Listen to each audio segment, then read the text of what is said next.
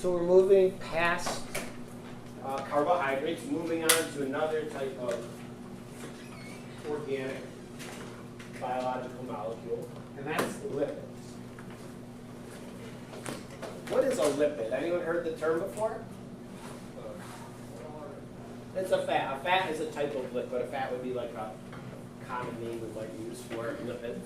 And so lipids include fats and oils and things like that.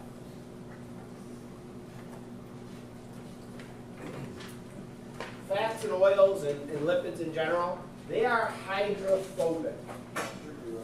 Yes. Either I missed some or we skipped a few slides. For dehydration synthesis? No, like the desaturides and the polysaccharides. I think we did that. Did we do that? Yes. Oh, okay. Well, you'll have to catch up later on, okay? Oh, was that when I was asleep? All right, so lipids are actually, so polysaccharides are polymers made of a whole bunch of repeating units. Lipids are technically not polymers. Okay? They include things like fats, phospholipids, steroids, and we'll talk about some of these as we talk about how living things use lipids. So lipids function in the body. What are fats used for in the body? What?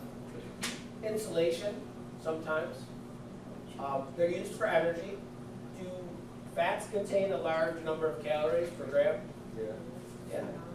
So they're good for storing energy. They can store a lot of energy in a small amount of space. They're an important part of the cell membrane. Cell membrane is made of a phospholipid bilayer. Phospholipids are lipids, obviously. And as far as the energy, they contain 9 calories per gram. To break them down, they take longer than carbohydrates. They're used in plants to store energy in seeds.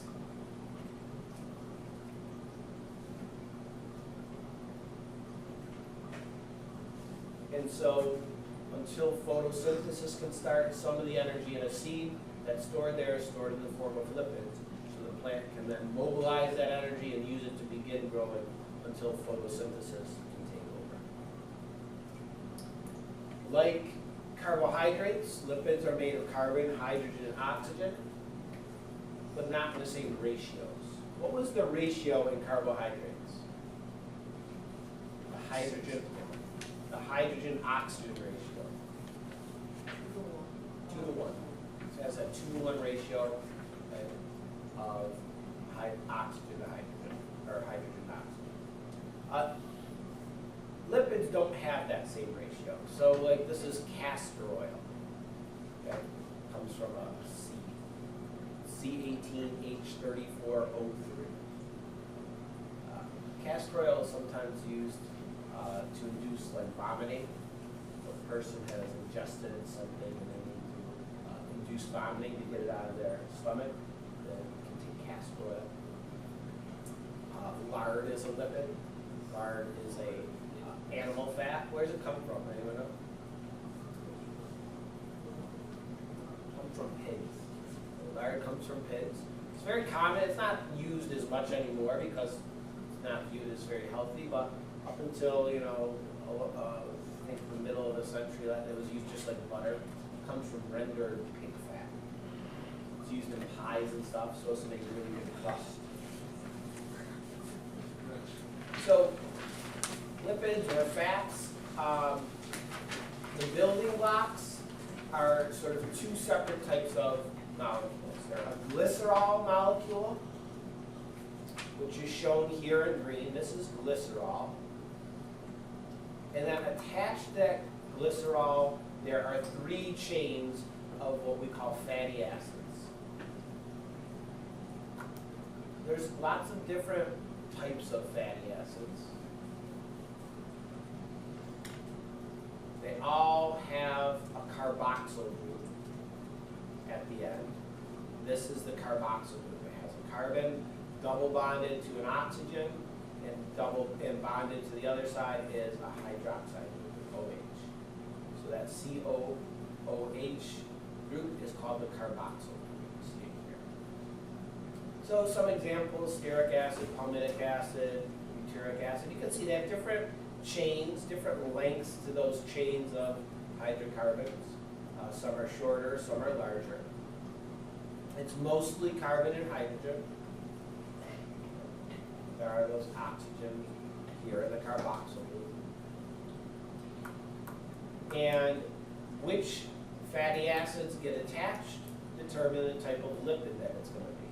And the glycerol molecule is always the same, but those fatty acids that get attached can vary.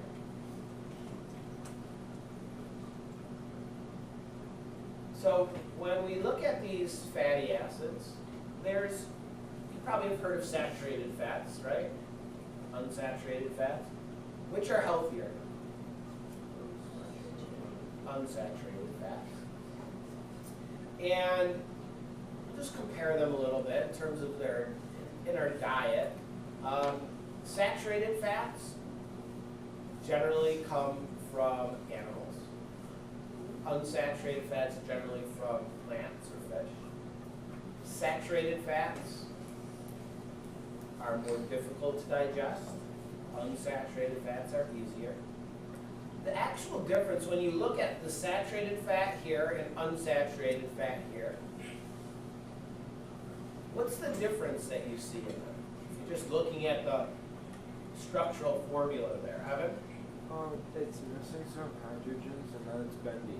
Yeah, so it doesn't have hydrogens here.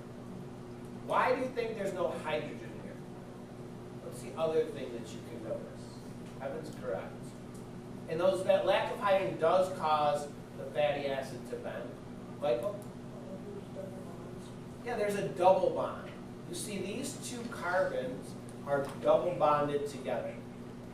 What that means is there's one less hydrogen attached to each of those carbons. As we know, carbon forms 4 bonds. There's one bond with this carbon, one bond with this hydrogen, and then 2 with its neighboring carbon. So this is an unsaturated fat. This is a saturated fat. See, all the carbons are all single bonds. They are all saturated with hydrogen atoms attached to them.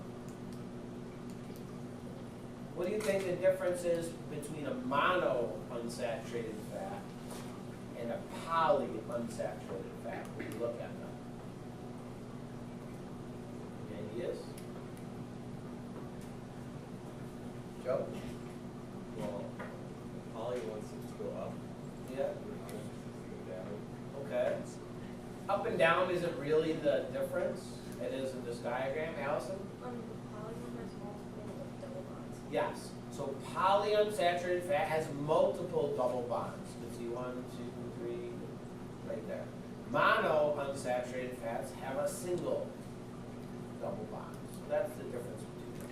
So the bonds in saturated fats are all single bonds. Unsaturated fats are multiple bonds. In terms of for our health, saturated fats are generally thought of as unhealthy, and they form plaques inside of blood vessels that can narrow them and thicken them and lead to a restricted blood flow. Unsaturated fats are healthier, especially the monounsaturated fats are thought to be the healthiest. Things like olive oil, peanut oil are monounsaturated fats. Polyunsaturated fats include things like corn oil, canola oil. There are also different states at room temperature. Generally saturated fats, like we just talked about that lard in the diagram before, that's a saturated fat. Comes from animal products. It's a solid at room temperature. Unsaturated fats are generally a liquid at room temperature. Has anyone heard of these unsaturated fats can be turned into saturated fats through the process of hydrogenation, where they force hydrogen onto these unsaturated fats. Things like Crisco, do you know what that is? Yeah. Vegetable shortenings. Sometimes margarine. Those are when they take vegetable oil and they hydrogenate it, turning it into a solid, turning it into a saturated fat. All right, so that's fats and lipids. Next type of biomolecule we'll talk about is a super important one, and they're all important. But proteins we're going to talk a lot about, because proteins are very important in lots of different ways. So another term for a protein is called a polypeptide. What does poly mean? We've used that word a couple times now. Many. It means multiple, many. So it's made of many peptides bonded together. In living organisms, proteins are a really important component of the cell organelles. Oh, on this slide, this is the one I gave you that separate page about. Because remember that, because on your slide that you're looking at now, most of you, that diagram is like covering up a bunch of the words. The other one just has the words uncovered so you can see them. So proteins make up important cell parts and cell organelles. They are responsible for the growth and repair of an organism. They're important components of tissues in our body and organs, ligaments, tendons, hair. This is all protein.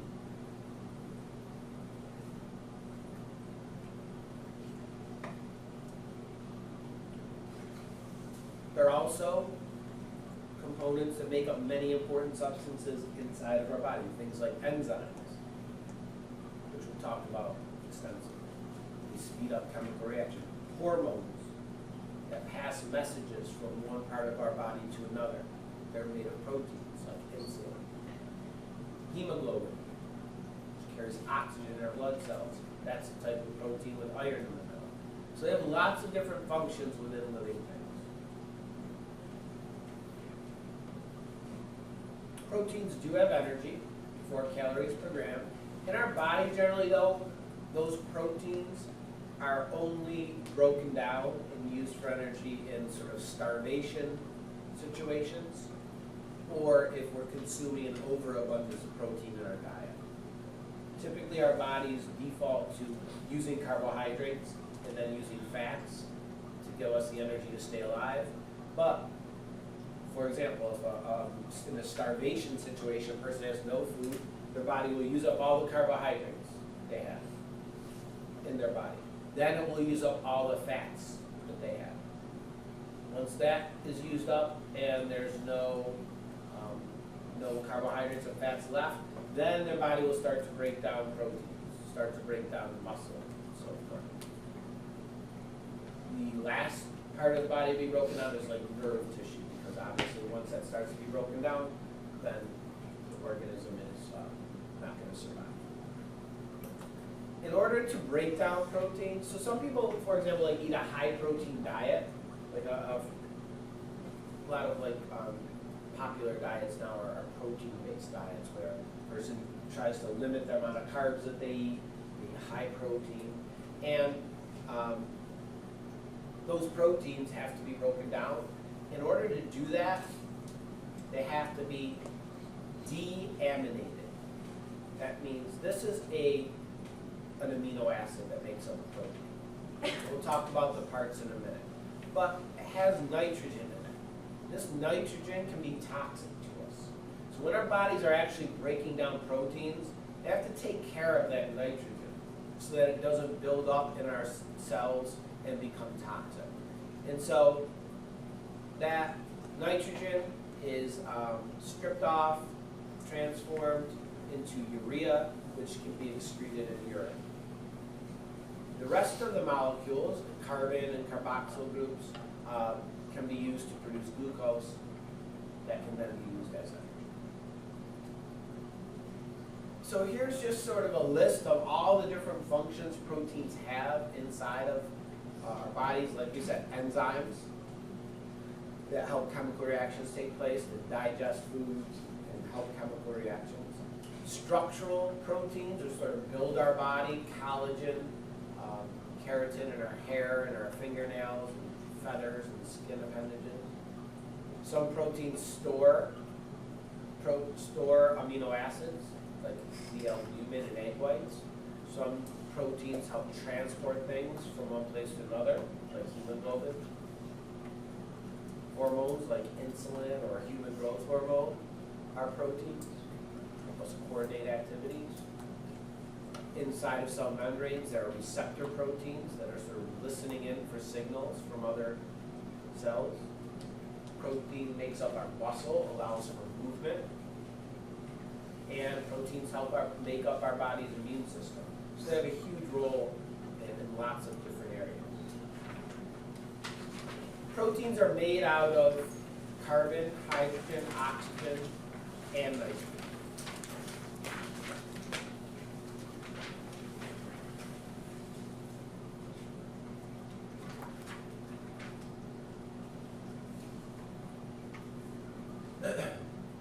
Sometimes there is, depending on which amino acid is, there could be a sulfur atoms in there, or phosphorus or iron. And generally, proteins are really large molecules. They're often thousands of atoms large.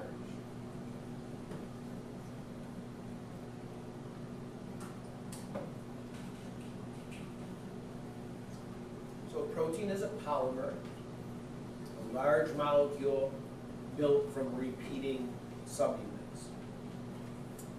The monomer that is used to build proteins is an amino acid. So this is an amino acid, structure of one. It has a few groups. It has this group called the amino group. That's where the nitrogen is. Okay? So nitrogen bonded to 3 hydrogen atoms. It has just a lone hydrogen attached to the carbon. It has one of those carboxyl groups we were just talking about. And then it has this group down here. It says R. So all amino acids have the amino group, the hydrogen, and the carboxyl group. But this group that's attached down here, that can vary. And that makes it possible to have a whole bunch of different amino acids. Okay? And so we'll look at those in a second. So taking 2 of these amino acids and bonding them together, that happens through dehydration synthesis. And that makes a dipeptide, 2 of these amino acids bonded together. And repeat that hundreds, thousands of times, and we end up with a very long chain of amino acids that arranges themselves into this complex shape. And the shape that that protein takes, that's what determines how it works, how it functions in the living organism. So these proteins, these polypeptides, are much larger typically than polysaccharides. Many, many amino acids get linked together through dehydration synthesis. Insulin, for example, is one of the smaller proteins. Its molecular formula for insulin is C254, H377, O75, N65, S6. And that's a small protein. Okay? Another small protein that's found in dairy products, this is the molecule that often people are allergic to in dairy products, beta-lactoglobulin. It has 1,864 carbons in it. Okay. So these are large molecules. Hemoglobin, which is found in our blood, allows our blood to carry oxygen. It has 574 amino acids linked together. And if just one of those amino acids gets changed, it can result in a major disease that is very common, especially in people of African descent. Sickle cell disease is caused when this amino acid, which is typically glutamic acid, I believe. In normal red blood cells, that's what it is. In sickle cell disease, that amino acid gets replaced due to a mutation with valine. And because that amino acid is different, the protein's shape is different, and it changes the shape of the red blood cells. They don't carry oxygen properly, They get clumped up together, cause great pain and illness. And that's all caused by just 1 out of 574 amino acids being incorrect. So the order of these amino acids is really important. Here we see how these amino acids get formed. We have 2 molecules of the simplest amino acid, glycine. The amino group of 1 amino acid gets bonded to the carboxyl group of the other. That's called a peptide bond between the carbon and the nitrogen. What process went from this to this? What does this arrow represent? Dehydration synthesis. Taking away water, that's these atoms, and we're bonding directly this carbon to the nitrogen, forming a larger molecule. That's dehydration synthesis. Took these 2 amino acids and created a dipeptide, 2 amino acids linked together. Repeat that thousands and thousands of times, hundreds of times, and you have a protein. So there's 20 different amino acids that can be linked together to form a protein. And so obviously, there's 20 different amino acids linked together in hundreds of combinations. You have just limitless possibilities for different types of proteins. So here are the amino acids. Each one has a different properties. These are the non-polar amino acids. These are the polar amino acids. These are the ones that have a high, that are acidic. These are the ones that are basic. So what you see, these are all the same, except for the parts that are highlighted with these colors. So we always have the amino group, the hydrogen, the carboxyl group, and then the group that gets attached to that 4th bond. That's what determines the different types of amino acids. And the names are here: proline, phenylalanine, tryptophan, and so forth. You can see them. You don't need to memorize them or anything. But there's different properties, different characteristics that are important to each of these amino acids. In our bodies, our bodies can make 10 out of the 20 amino acids. They are called non-essential because our bodies make them on their own. The other 10 we need to get in our diet. We need to consume them. And we get amino acids when we eat proteins. That's how we get amino acids. Large proteins we eat get broken down into these amino acids. Okay? And so here are some of the essential and non-essential amino acids. So here are the ones that we need to eat in our diet. All right, I guess we'll hold off talking about enzymes until tomorrow. Enzymes are types of proteins that help chemical reactions take place, but we'll talk about that tomorrow.